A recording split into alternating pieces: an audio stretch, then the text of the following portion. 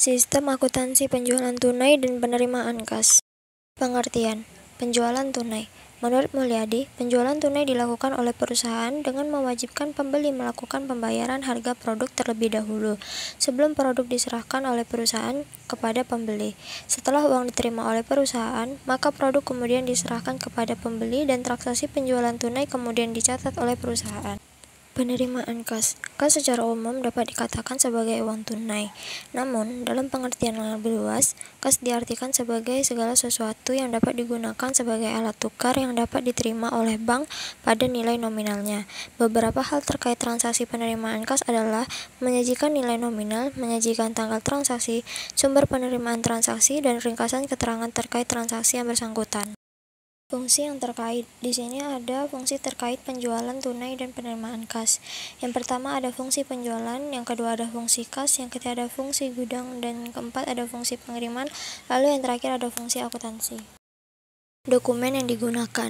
Penjualan tunai dan penerimaan kas menggunakan beberapa dokumen. Yang pertama, faktur penjualan tunai. Yang kedua, pita register kas. Yang ketiga, credit card sales slip.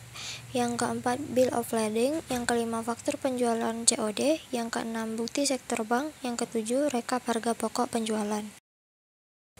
Catatan akuntansi. Penjualan tunai dan penerimaan kas menggunakan catatan akuntansi. Yang pertama, jurnal penjualan.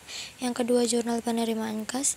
Yang ketiga, jurnal umum. Yang keempat, kartu persediaan. Lalu yang terakhir ada kartu gudang.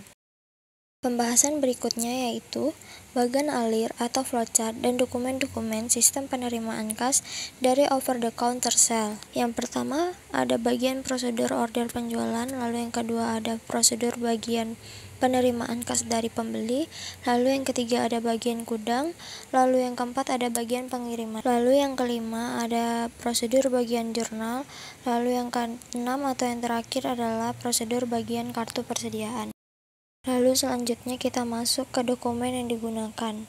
Yang pertama itu ada bukti penerimaan kas. Lalu dokumen kedua itu pita registrasi kas. Selanjutnya yaitu dokumen kwitansi. Lalu dokumen terakhir yaitu credit card sales slip. Kesimpulannya, sistem informasi akuntansi merupakan suatu kerangka dari prosedur-prosedur yang disusun dan saling berhubungan sesuai dengan suatu skema yang secara menyeluruh dapat menyelesaikan aktivitas dalam suatu perusahaan untuk meningkatkan pengendalian internal.